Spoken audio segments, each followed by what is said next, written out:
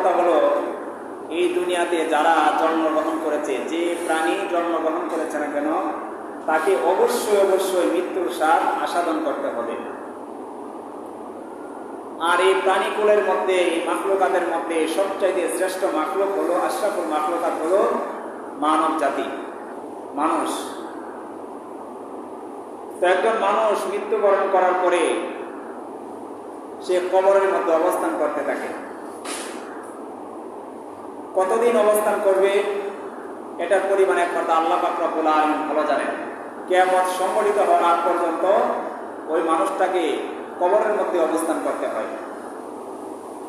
আর আল্লাহ পাক রব্বুল আলামিন পবিত্র কালামে পাকের মধ্যে প্রায় 8টি জায়গার মধ্যে কবরের আলোচনা নিয়ে এসেছেন। কবর শব্দটাকে আল্লাহ তাআলা উল্লেখ করেছেন। কোনো কোনো আয়াতের মধ্যে বারজাখ বা বারজাখি জিন্দেগির কথা উল্লেখ করেছেন, কবরের জিন্দেগিটা কি।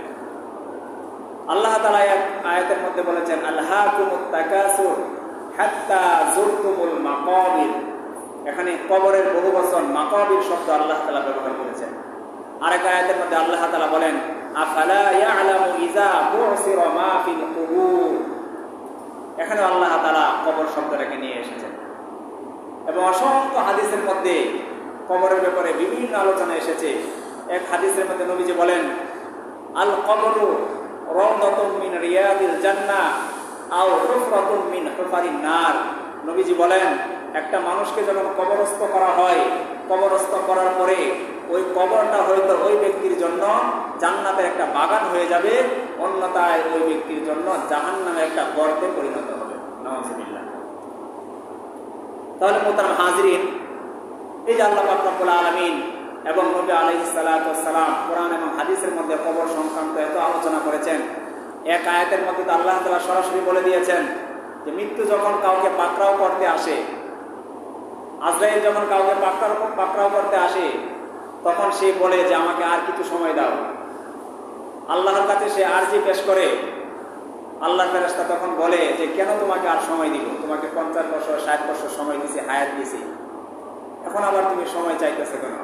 তখন ওই ব্যক্তিটা মৃত্যুর আলামত তার সামনে যখন প্রকাশ পেয়ে যায়, তখন সে বলতে থাকে যে আমাকে আরেকটু সুযোগ দাও, তাহলে আমি অনেক ভালো ভালো কাজ করব, দান সদকা করব, হালালভাবে চলবো, হারাম কথা আমি বর্জন করব। তখন আল্লাহ সেই ফেরেশতা বলে যে না, তোমাকে আর সুযোগ দেওয়া হবে না, তোমাকে লম্বা দীর্ঘ একটা হায়াত দিয়ে দেওয়া হয়েছিল, এখন তোমার মৃত্যুর সময় ঘনিয়ে এসেছে, সুতরাং তোমাকে আর সুযোগ দেওয়া হবে না। দুনিয়ার জিন্দেগিতে দেখা যায় কোনো একজন পরীক্ষার্থী যখন কোনো একটা পরীক্ষায় অংশগ্রহণ করে, সে যদি সমস্ত সাবজেক্টের মধ্যে পাশ না করতে পারে, কোনো একটা সাবজেক্টে তার ফেল রেজাল্ট আসে, পরবর্তীতে এটা সে পরীক্ষা দিতে পারে।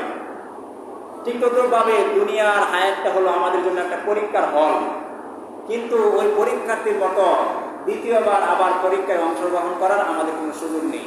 যখন আমাদের হায়াতের জিন্দেগি শেষ হয়ে যাবে, তখন যতই আল্লাহ পাকের কাছে, আজরাইলের কাছে আপনি আরজি পেশ করে না কেন যে ভাই আর একটু সময় দাও, আর অল্প একটু সময় দাও, তখন এই আরজি সে গ্রহণ করবে না।